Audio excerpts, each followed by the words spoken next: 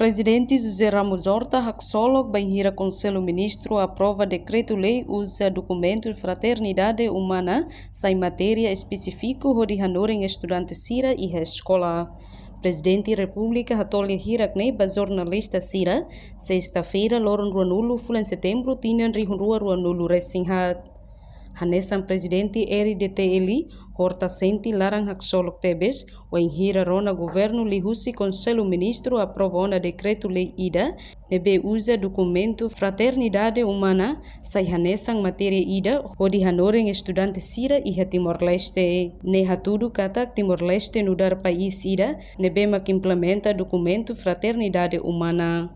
Decreto-lei para sai disciplina da matéria e ensino todo com a fraternidade humana, moral e ética. Amo Papa contente nós, primeiro Timor-Leste, primeiro país do mundo que em 2002 era o eleito, acolhia aquele parlamento vota unanimidade, aprova a declaração sobre fraternidade humana, muda documento nacional.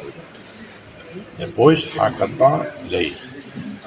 A contente que o governo e o Ministério da Educação o decreto-lei que se torna a sair obrigatório a norma fraternidade humana e moral e ética e a currículo escolar. Né? Parabéns para o governo, a Papa contente nós, a Papa podia uma temida, né? E a contente. Também né documento né mais a Papa e grande imã do Caio. O único documento do mundo que líder botrua né católico e muçulmano se macava para o mundo toma.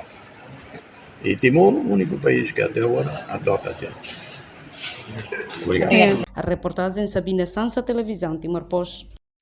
Janela Informação ba Emohoto. Atua tem informação atual dia Clio. Kita haluha. Haneham botão subscribe, like.